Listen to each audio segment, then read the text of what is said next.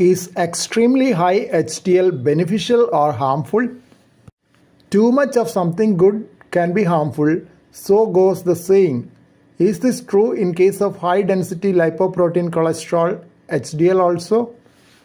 HDL represents reverse cholesterol transport and is considered a marker of cardiovascular protection. But this view was challenged partly by a large study involving 631,762 individuals using big data approach.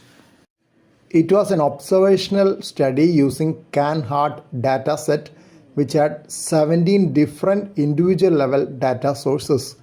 Study population had an age range of 40 to 105 years. They were residents of Ontario, Canada without previous heart disease or other severe diseases. Average follow-up period was 4.9 years in this study. Those with lower HDL levels were likely to have low incomes, unhealthy lifestyles, a higher blood triglyceride, a type of fat levels, and other risk factors for heart disease and associated medical illness. Low HDL levels were associated with higher risk of death due to heart disease, cancer, and other causes. The interesting finding was that those with higher HDL levels, above 70 mg per deciliter in males and more than 90 mg per deciliter in females, had increased hazard for death due to causes other than heart disease.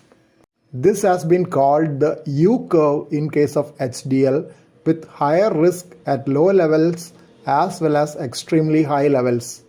Another important observation is that low HDL levels are associated with poor general health and unhealthy lifestyle.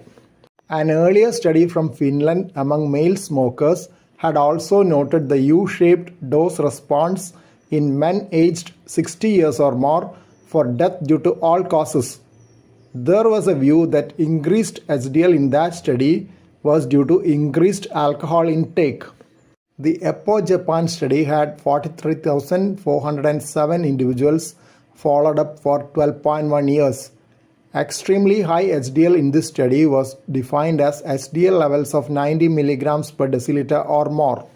Extremely high levels of HDL were associated with increased death due to heart disease with a hazard ratio of 2.37.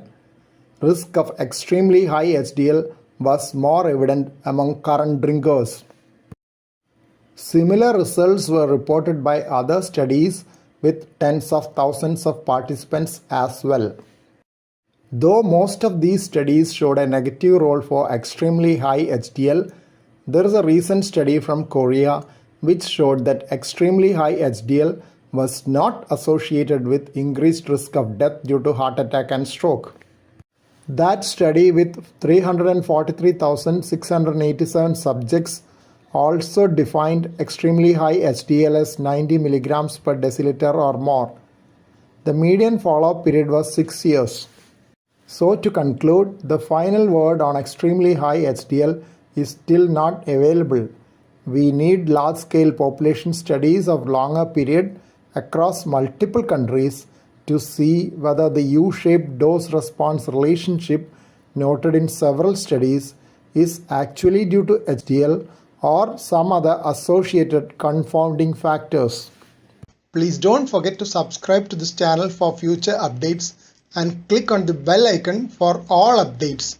Thank you.